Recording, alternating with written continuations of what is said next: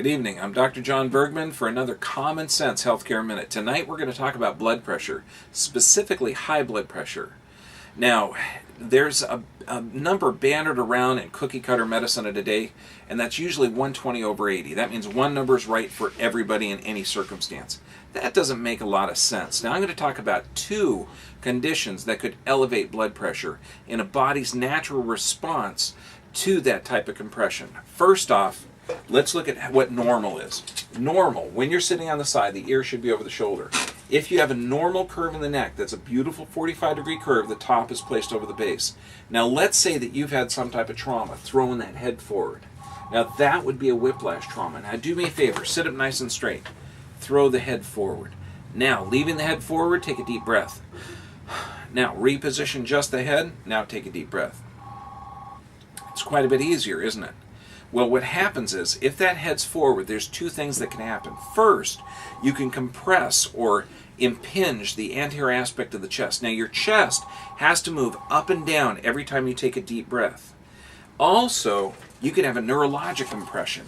The cardiac and respiratory centers located at the base of the brain can be compressed if that head's been thrown forward. Now, let's look at this case here. What you're looking at here is a reverse curve in the neck. That means that this patient here had a trauma tearing a ligament called a posterior longitudinal ligament in the neck. Now, in a normal neck, each bone should be the same shape. Look at these. That bone is crushed and rotted. This means that this neck has had long-term damage. That means that this person's been in pain for years. Here is the patient afterwards. Look at this. Starting to get the curve back and restored, but what I want you to see is this joint here is beginning to open.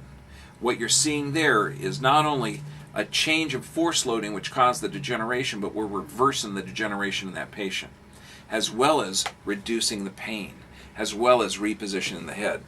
Now let's talk about that.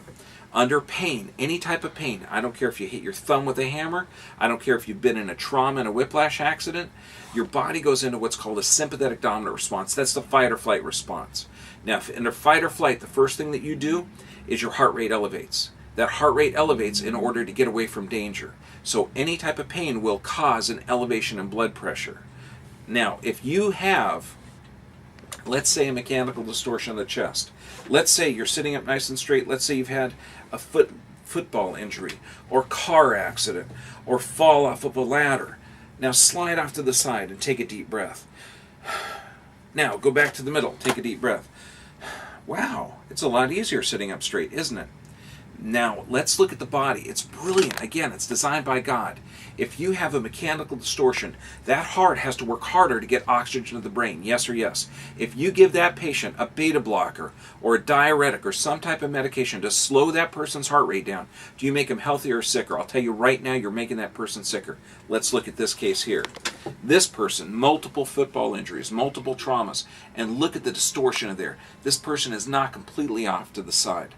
Now, this person had to, in a brilliant, natural, normal body response to this type of trauma, that heart has to elevate blood pressure to get oxygen into the brain. Here's the person afterwards. Now, this is 90 days into care. We've corrected the mechanical distortion. So what happened to that person's blood pressure?